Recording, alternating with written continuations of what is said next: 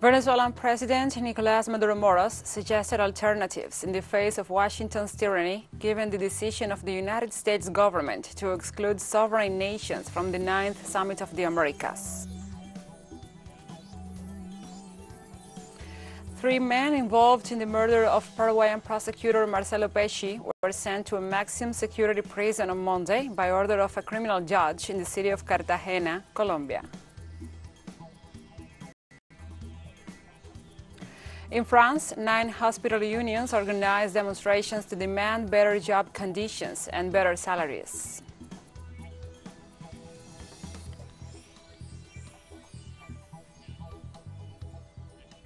From the headquarters of Telesur English in Havana, Cuba, this is From the South. I'm your anchor, Gladys Quesada, and these are the news. Given the decision of the United States government to exclude sovereign nations from the 9th Summit of the Americas, amidst the voices of rejection at a regional and a world level, Venezuelan President Nicolás Maduro Moros suggested alternatives in the face of Washington's tyranny. Maduro said that it is necessary to create new spaces where all the countries of the Americas can participate. Maduro said that at first that the role should be played by the Community of Latin American and Caribbean States, the CELAC. Several heads of state and government in the region have declined to attend the summit convened by Washington, for they say the challenges of the continent should be addressed by all nations and unilateral criteria should not prevail. Experts predict the summit will be a failure. Given the present circumstances, President Maduro suggested CELAC should be the entity in charge of convening all 33 countries of Latin America and the Caribbean, and also the United States by way of President Joseph Biden.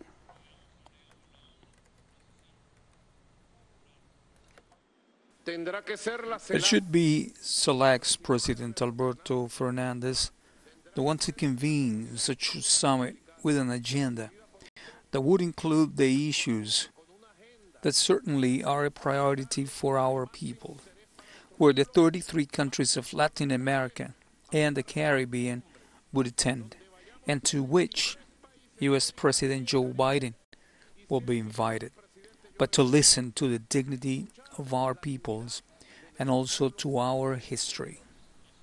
In Peru, the lawyer of President Pedro Castillo has challenged the inquiry by the public prosecutor's office against his client. The president's lawyer, Benji Espinosa, said that he introduced an appeal based on precautionary rights after the public ministry rejected his claim against the preliminary investigation announced last May 29th.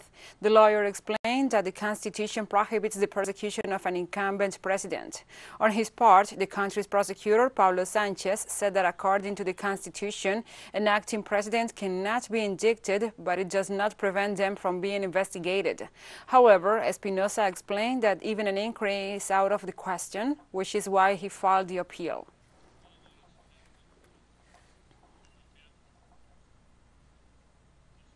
And Jacques Lafontaine, the government commissioner of Port-au-Prince, the capital of Haiti, has denounced that in the early hours of Monday morning, a new looting took place in the offices of the Court of First Instance, located in the Palace of Justice in the commune of Mortisant. According to official statements, the act was carried out by 2 armed individuals who entered the offices of the examining magistrates, Jean Wilner Morin, Ignorson Dumé, as well as his own, with the intention of making them resign from their posts. In view of the events, Lafontaine assured that he will continue to lead his office and insisted on the relocation of the judicial headquarters, which has been attacked for the 2nd time this month and the 3rd time in less than a year.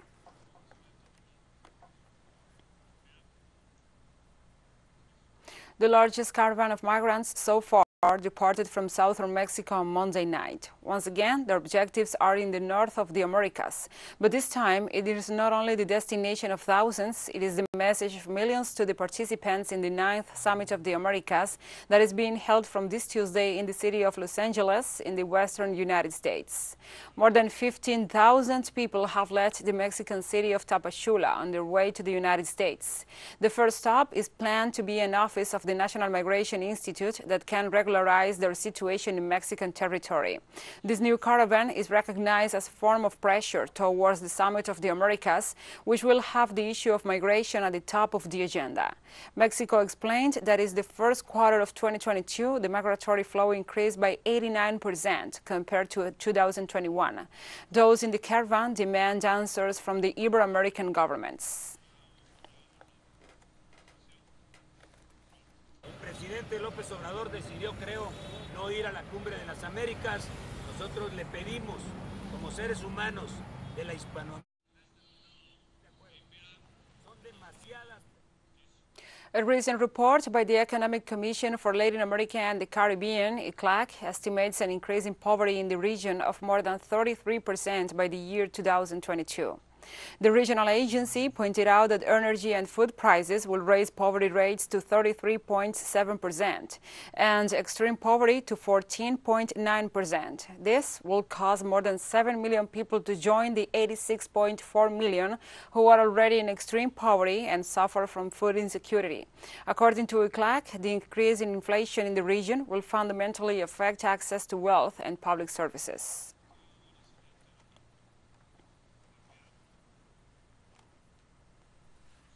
And Telesur expands its signal with new satellite parameters. Since more than ever, the world connects to us and our stories are being heard in other farther away nations.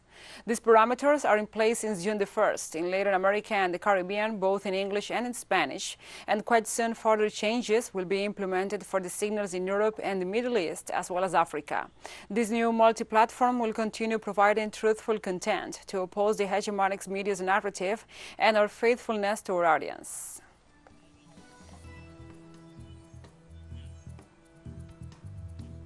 We'll take a short break now. Join us again after this.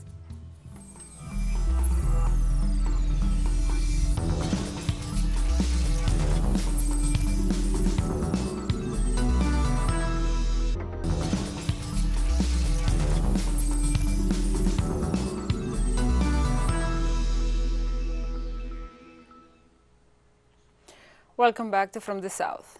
3 men involved in the murder of Paraguayan prosecutor Marcelo Pecci were sent to a maximum security prison on Monday by order of a criminal judge in the city of Cartagena in Colombia.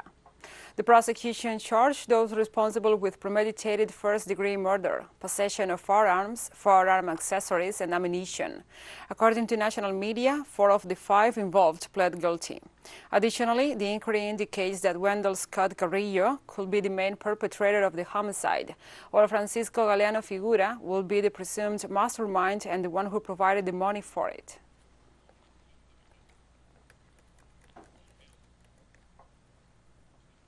In Colombia, the Special Jurisdiction for Peace, the SJP, postponed the hearing of General Luis Montoya on false positives related to the Agua indigenous people. The hearing of retired Major General Luis Montoya Sanchez, scheduled for this Monday, June the 6th, was suspended after the military said he was looking for an attorney. The SJP summoned Montoya to testify his version of the facts in the case that investigates the extrajudicial executions committed against members of the Agua people and other civilians.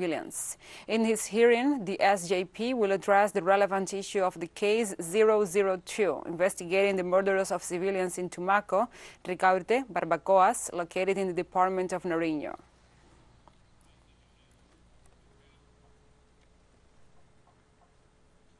Brazilian President Jair Bolsonaro plans to send to the National Congress a proposal to change the constitution to allow diesel subsidies. The move is deemed as a strategy in the face of declining popularity. At a meeting with his government team, Bolsonaro said that the measure aimed at containing the sharp increase in fuel prices, which is pushing inflation to unprecedented levels. The proposal is being drafted by the Ministry of Economy, and the Office of the President's Chief of Staff will introduce it to the Congress. Such a proposal could cost the country between $4.2 and $5.2 billion. The proposed plan contemplates granting subsidies, lowering taxes, and even changing the pricing policy on the state-owned Brazilian oil company Petrobras. Some experts have advanced that many of the measures are either unfeasible or will not produce the desired results in the expected time.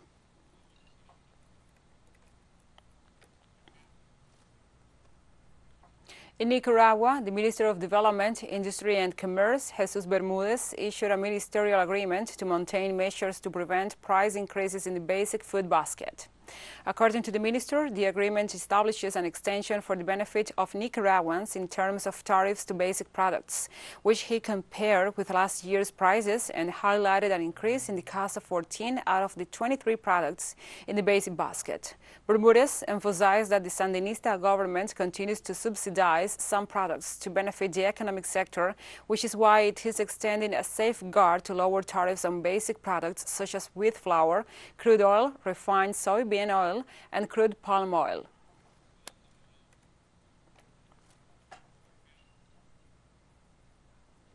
In Bolivia, dueling relatives and human rights activists reiterated their demands for justice in the context of the trial of former de facto President Yanin Áñez. The trial against Áñez resumed after a 2-hour delay. Prosecution presented a considerable amount of evidence and almost 20 witness statements in the case named as Coup d'etat II, where former Senator Áñez faces charges of unconstitutionally assuming the presidency in November 2019 following the oust of then-President Evo Morales. If found guilty, the former de facto leader could be sentenced to 12 years in prison.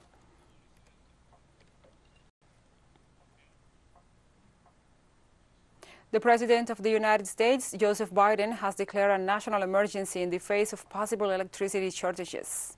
According to a statement released by the White House, multiple factors threaten the ability of the United States to provide sufficient electricity generation to meet expected customer demands. This is certified by the official text, which highlights as one of the causes the disruption of energy markets resulting from the conflict in Ukraine and extreme weather events aggravated by climate change. The White House has also confirmed that companies are teaming up with the executive to ensure efficient advance planning for the severe situation. Among the unusual measures that have been considered are the free charging of tariffs and the import of solar modules.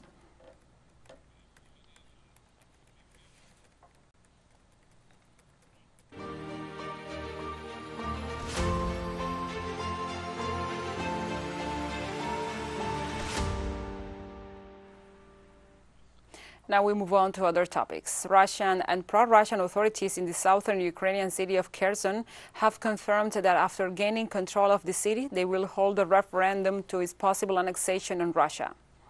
Kirill Stromesov, the vice president of the city's civil and military administration, confirms the organization of a plebiscite to determine the will of the people.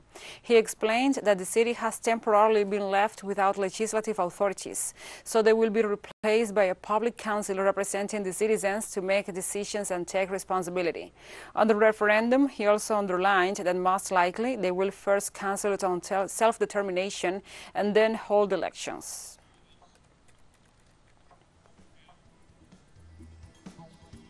And we have more news coming up after a final short break, so stay with us.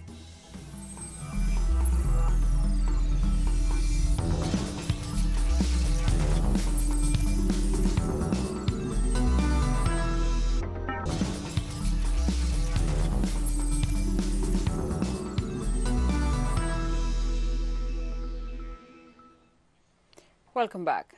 In the midst of a crisis of emergency hospital services and a few days before legislative elections, 9 hospital unions organized demonstrations on Tuesday in France to demand better job conditions and salaries.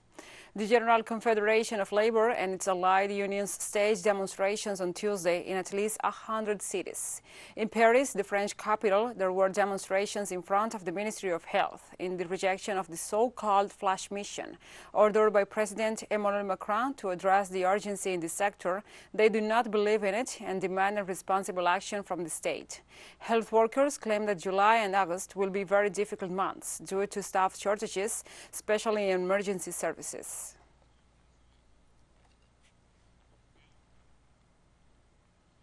And tensions are rising in the Korean peninsula. On Tuesday, U.S. Deputy State Secretary Wendy Sherman threatened North Korea, and she addressed its leader Kim Jong-un directly. She said there will be a swift and forceful response if North Korea carries out a nuclear test, which, according to Washington, they have been preparing for months.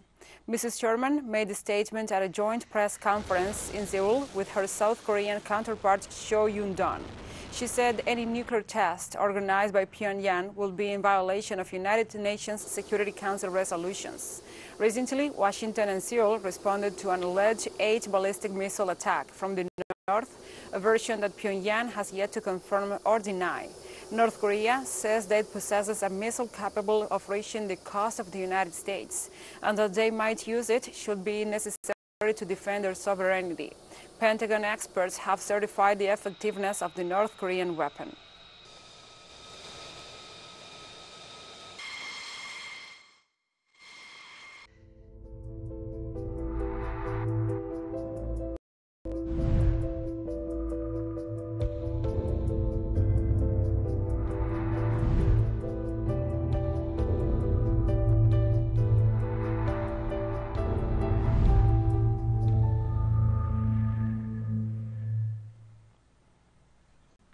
The government of Bolivia reinforces biosecurity measures to face the 5th wave of COVID-19 in the country. The Ministry of Health declared on Sunday the beginning of the 5th wave of the COVID-19 pandemic in the country after the increase of infected patients for the 4th consecutive week, which reached 24%. The authorities indicated that in this phase, more emphasis will be placed on active epidemiological surveillance, which helped to reduce the coronavirus mortality rate in the country. The National Executive also highlighted the importance of having a National Institute of Health laboratories equipped and trained to detect the different variants of the SARS-CoV-2 coronavirus and the acquisition of 22.5 million doses to guarantee vaccination of 100% of the population.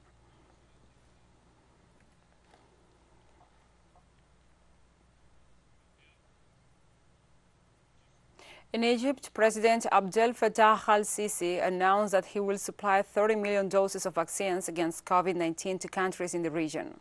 The president made the announcement during the inaugural edition of Africa's Health Excon. This is in fulfillment of the country's selection as one of 6 African states to receive the messenger RNA technology used in the manufacture of vaccines and other drugs needed to tackle many incurable diseases. President al-Sisi also pledged to continue sharing knowledge and expertise with other African states in all sectors.